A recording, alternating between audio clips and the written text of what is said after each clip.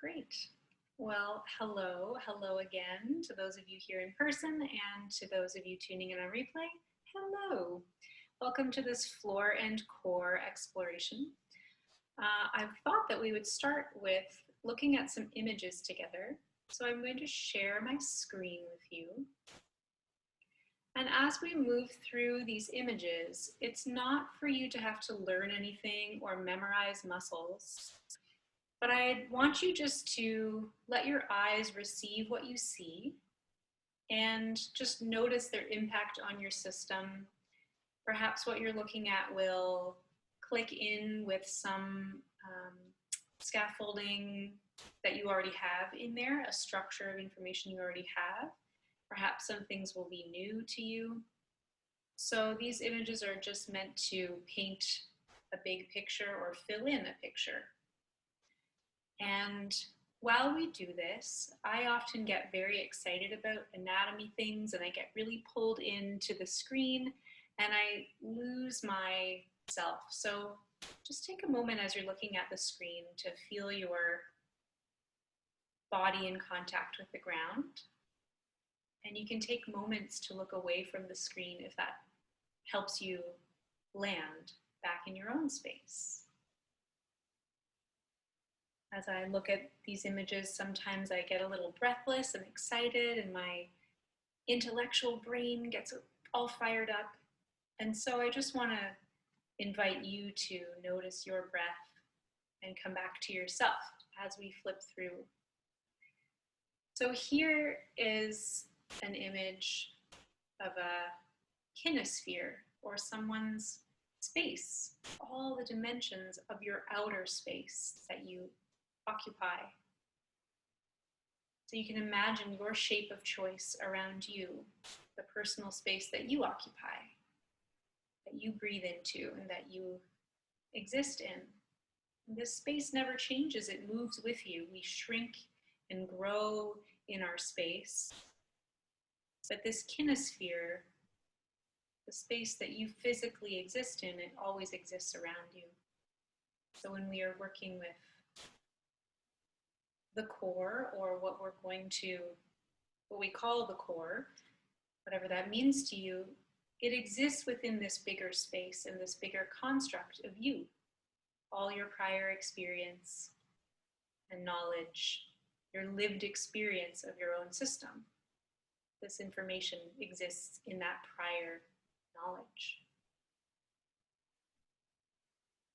I just wanted to show you the web, the muscular web of you. This is a male example with some slight differences, but just see how this impacts you to take this image in. The next several images will be of this muscular suit in various views. There are up and down chains of muscles and tissues, and there are diagonal chains of muscles and tissues. I'm like using my hands to show it, obviously you can't see that. There are muscles and tissues that wrap around and reach from joint to joint in all directions, just like the kinesphere stretches out in all directions.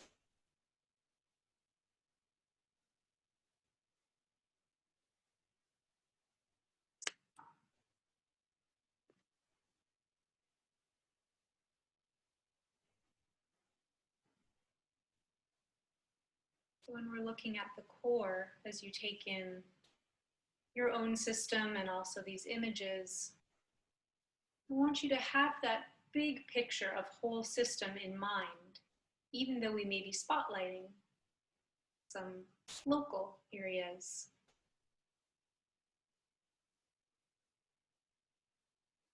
It's the back and the front and the sides of the middle of you. So perhaps you think of the core as simply the abdominals or the pelvic floor.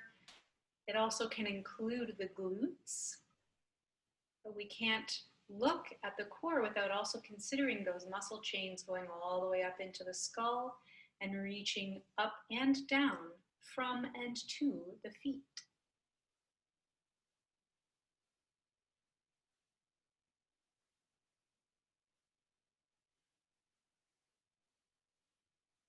I'll just move through these ones.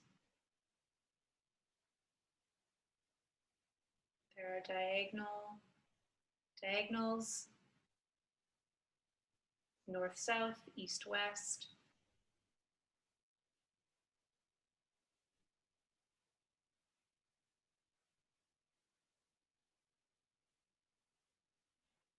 And how's your whole system?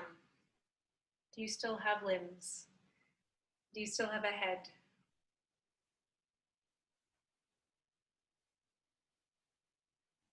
There are deep layers and outer layers.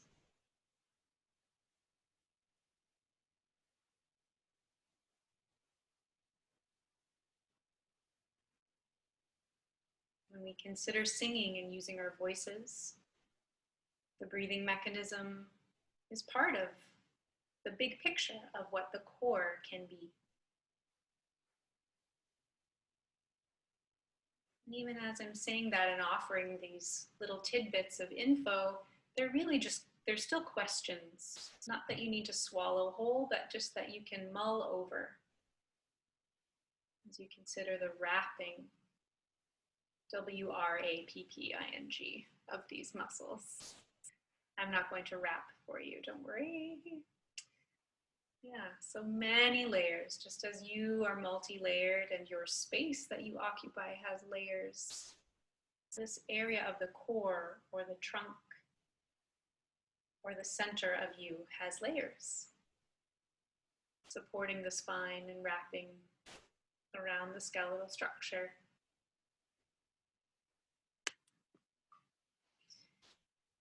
And at the center of your kinesphere, there's this beautiful bright energy coming up through you and out into the world. And at the same time, you draw energy back in through your center, your central channel. However you want to conceptualize that, the breathing channel, the vocal channel, your spirit, however that resonates with you. This is called a torus, T-O-R-U-S. And there you are now, after this brief journey, occupying space.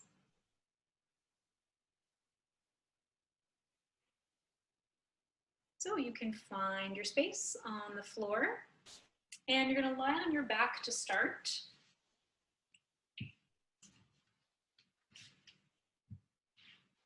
And just letting those images continue to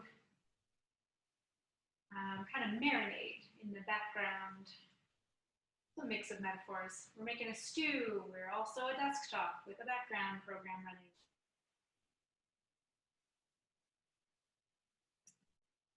So you can be on your back, and we'll actually start with your legs outstretched in full supination. Take a moment to arrive here. We have this question of the core floating around in our minds.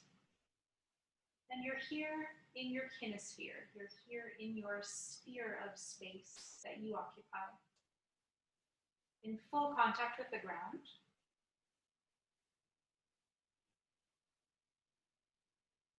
So here I am as I am. Whatever kind of day you're having so far, you're in this moment of pause in the middle of it, or perhaps at the end of it if you're watching this on the replay. Or perhaps you're just starting your day. You can start a new day at any point in your day. Here I am as I am in the world as it is, in my understanding of this concept of core, or this concept of a muscular web. as it is right now. Don't need to know any more than I know right now. I'm curious and here to explore. Supported by the planet. And I'm in this moment in time. Awake to my state of being in this moment. We're on this threshold of moving in to the next stage.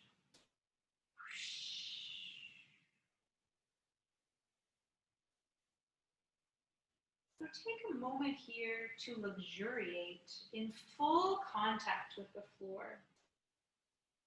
So this might be a yawn stretch for you, or it might be just lying in stillness for a moment and then exploring a little bit of movement along the floor.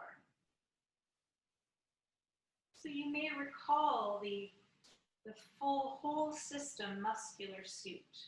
When we're luxuriating, we're experiencing our elasticity in our system. So as you allow your whole system to move along the floor, rolling onto one side, maybe rolling slowly onto your belly. As you explore these movements for the next minute or so, the principle that we're exploring here is smoothness and elasticity.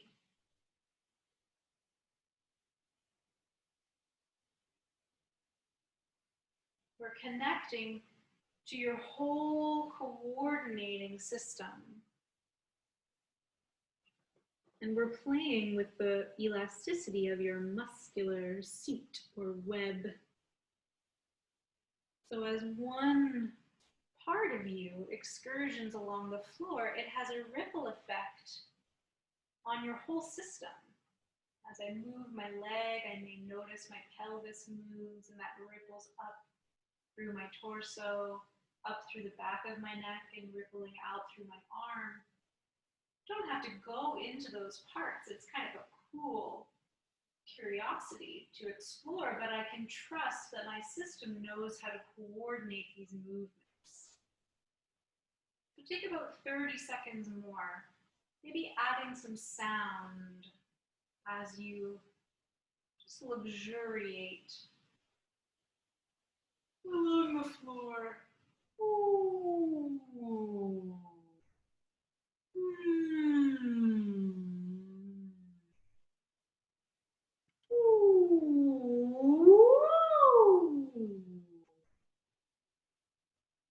Just noticing as you're luxuriating, is my sound easy or is there a strain somewhere?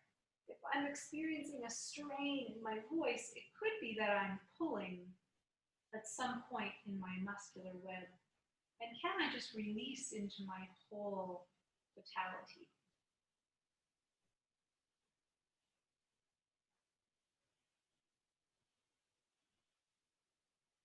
And then you can allow that movement to come to stillness. Just bringing the arms back down to the side. And the legs outstretched. Taking a moment to pause and reconnect to your whole self.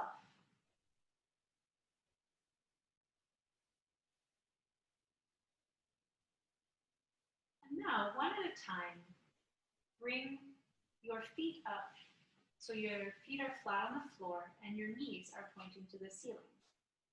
So we call this constructive rest shape or semi-supine. Half supine. And your hands can either be at your sides or on your belly. And we're going to notice some landmarks of support. Notice what parts of you are making contact with the ground in this moment. So right now, the soles of your feet are making contact with the ground. that's difficult for you, you can have your feet up on a chair. Your calves can rest on the seat of a chair so that your knees can still be bent. So for me, my feet are flat on the floor, and the back of my torso, so from my tail, the whole width of my back, so the sacrum, the lower back is in contact with the floor. And if you take your one hand and just trace along the back of you, you'll notice there's a dip in your spine towards the floor around your sacrum, where the spine is curved towards the floor. And then coming up through your middle back, there may be a little space between this part of your back and the floor, or there may not. Perhaps there's just a little less contact with the floor here, and that's where your spine curves up towards the center of your torso. Then traveling up behind the shoulder blades, the thoracic part of your spine, or the rib cage part of your spine, here's where the spine curves back towards the ground to make space in the thoracic cavity for your lungs and heart. And then continue to follow the curvature of your spine up through the back of the neck, where you may notice here there's some space between the back of your neck and the floor. Here's a space where the spine curves towards the front of your body, towards the ceiling. And then trace the back of your skull with your fingertips, which is in contact with the ground. And again, where the spine meets the skull, just between the ears. And now bring your fingertips to your sitting bones, to the bottom of your torso. So this is like grabbing your own butt. So we're not going underneath your lower back to your sacrum. In fact, we're going to the bottom of your pelvis, or kind of grabbing the middle of the glutes. And seeing if you can palpate and find your sitting bones. They are now, in this shape, pointing towards your heels, or pointing towards one wall. So with one hand, have your hand on the bottom of your torso, and bring your other hand up to the crown of your head. So for our purposes, for the next little exploration, we're going to call this, including your head, your torso base. This supportive torso base is what is going to give support to your limbs once we take the limbs up towards the ceiling away from your torso. So between your hands, you're encompassing the whole length of your spine, including the top of the skull, from sitting bones to crown. This is your supportive torso base. It has a front and a back. The back is against the floor. The front is expanding up towards the ceiling. And it has sides, this torso base, meaning it's a three-dimensional, voluminous container. So just take your hands now for a moment and let them travel over your torso. Just palpate or touch with your hands the sides, the front, the edges of your torso, including the skull, to feel that it has volume. It's the container for the organs, the lungs, the heart, the viscera or the guts, and the abdominal area, the reproductive organs.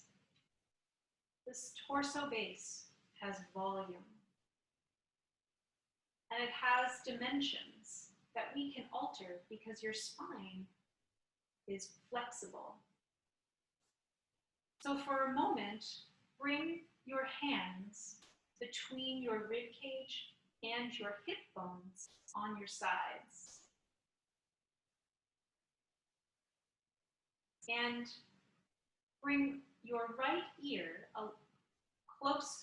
closer to your right hip.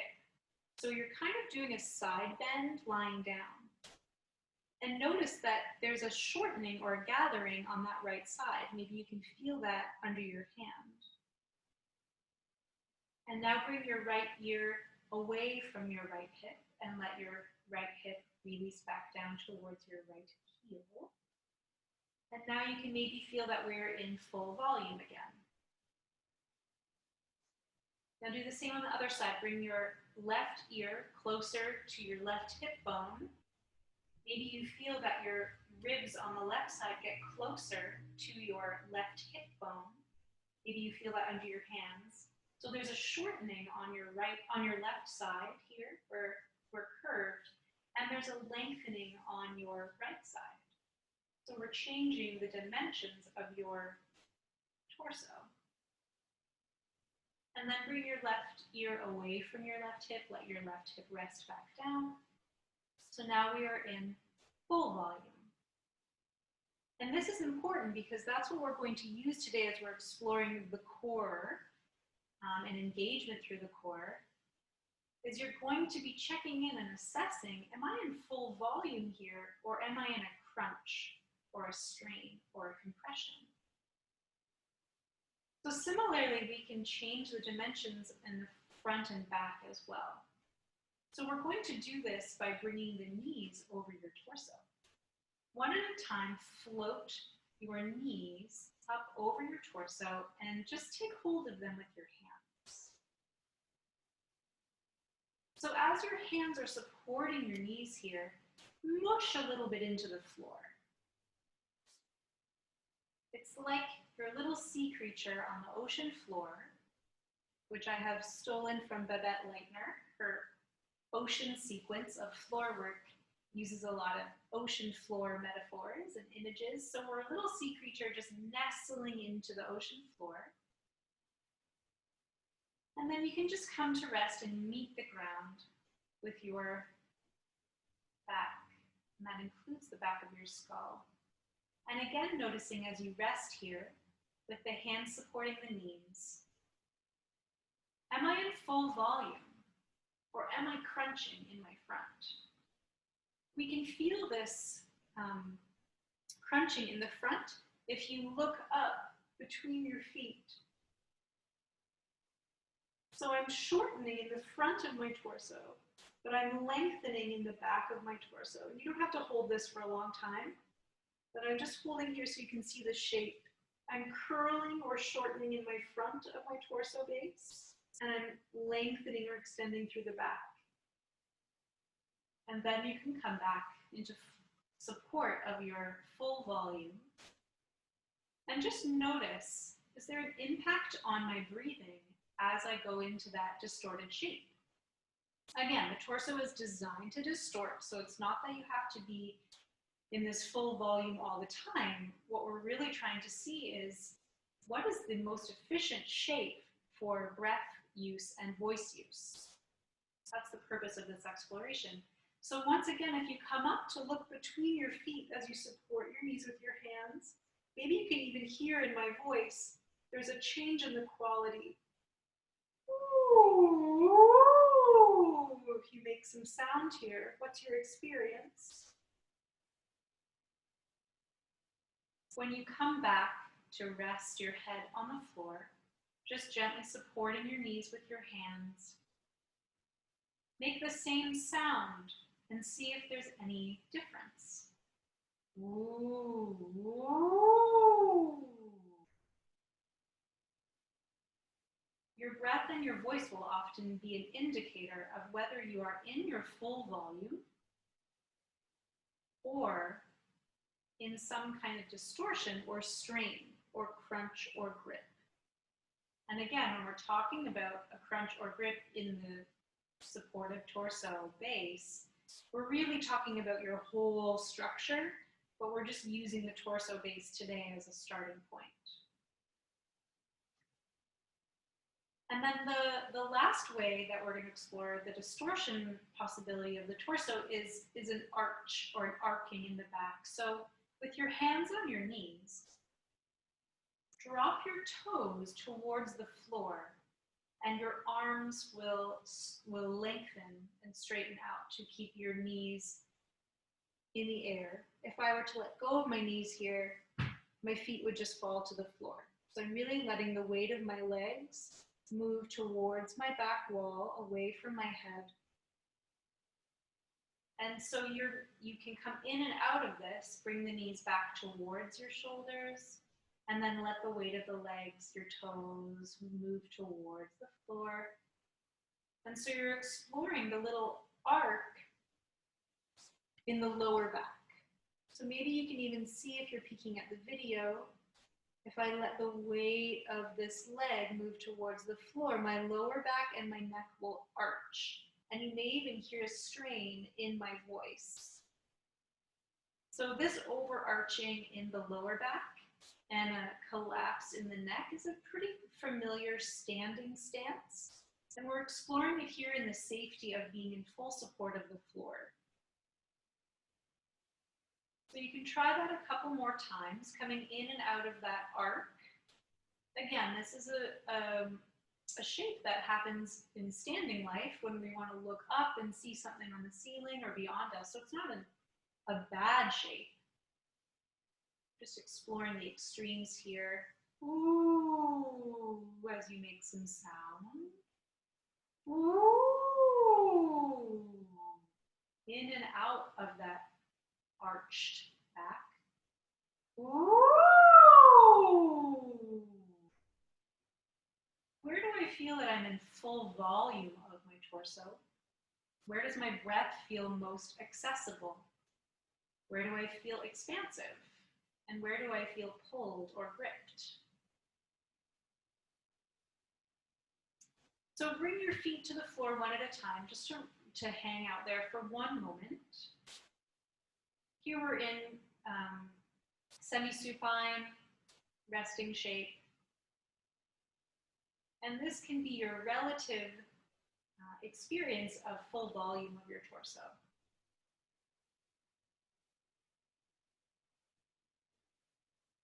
And keeping one hand on your lower belly now, maybe your pinky finger on the pubic bone, and your palm just cupping the lower belly. Perhaps your thumb reaches up towards your belly button. Even though we might be sensing some engagement here in the lower belly as we move the legs, keep in mind that whole muscular suit. So the abdominal wall running north-south.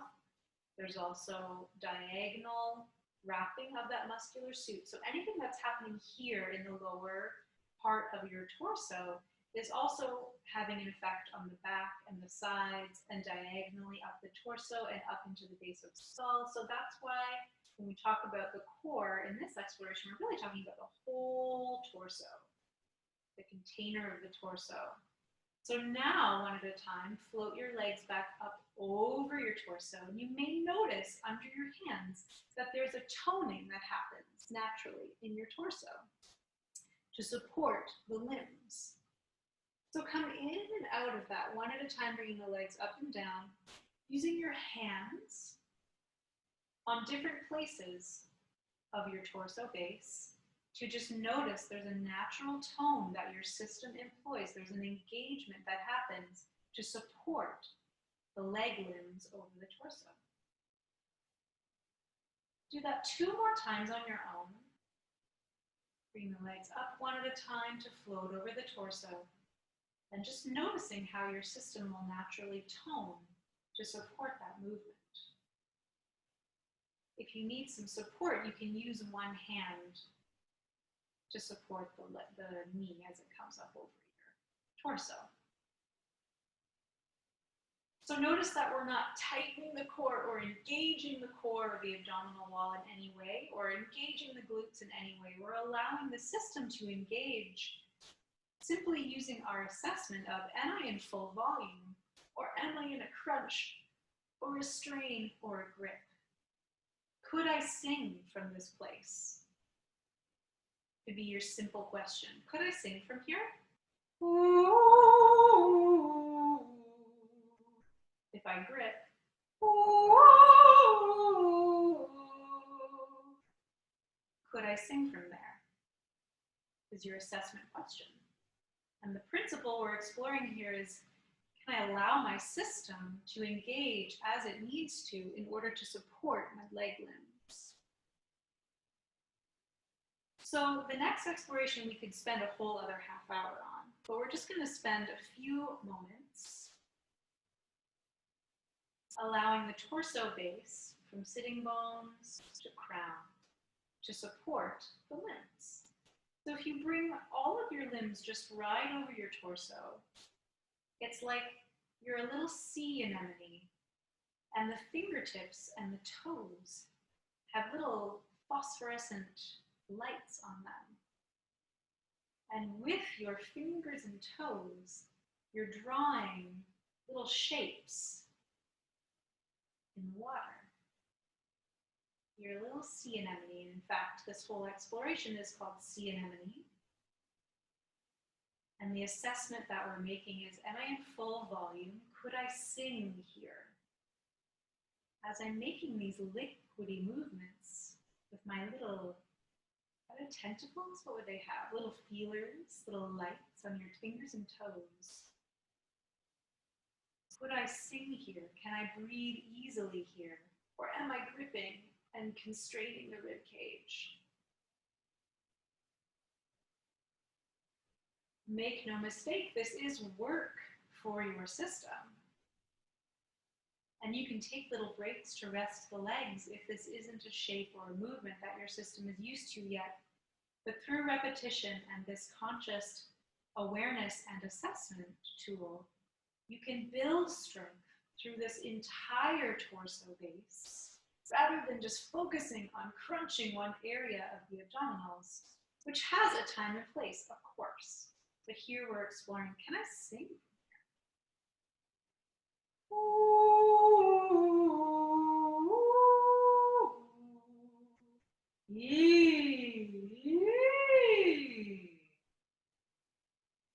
Take a few moments to come in and out of a stomach crunch kind of version, where we are actively pressing the lower back into the floor, and make some sound.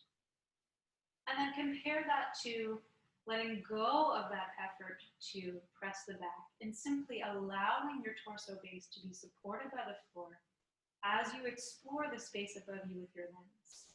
Come in and out of that as you make sound. Your assessment is, can I sing here? Am I in my full volume, allowing the tone of my torso base?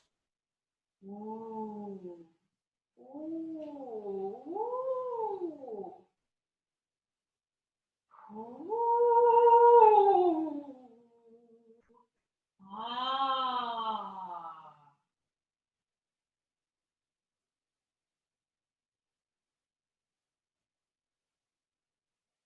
And then bring your legs one at a time so your feet are resting on the floor and your back in semi-supine. Give your body a bit of a rest. Just allow that experience to wash over you.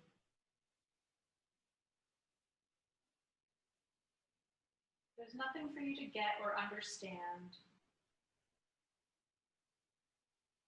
You're simply giving your system maybe a new experience. I would invite you to explore the playfulness of sea anemone. There's a sequence of movements that are in sea anemone that maybe we could explore in a future session for people who have done this session. So there's a whole sequence exploring movement right above the torso.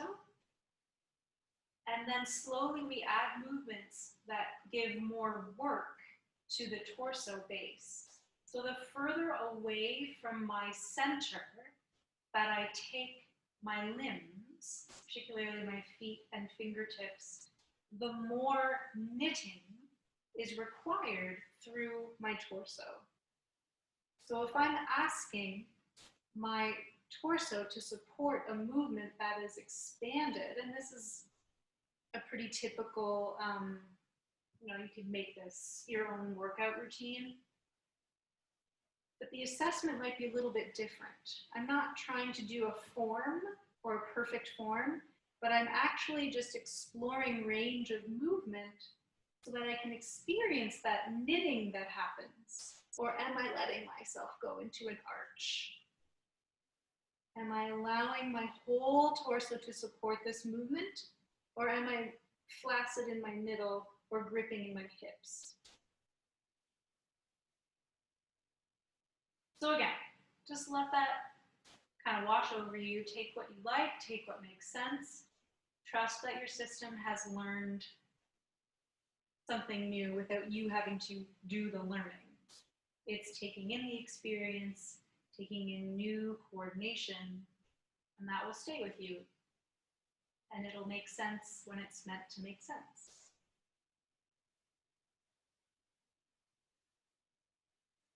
So you can stay here for a moment, just resting, because again, that is work for your system. And that's our time for today. So I'd invite you to hang out here in semi-supine for a moment. You can repeat the sea anemone, experimenting with just right above your torso, making sound. And revisit this over the next couple days to see what else you can find out. For those of you who are here in person, I'm going to stop the video if you want to have a quick chat. Otherwise, I'll see you when I see you.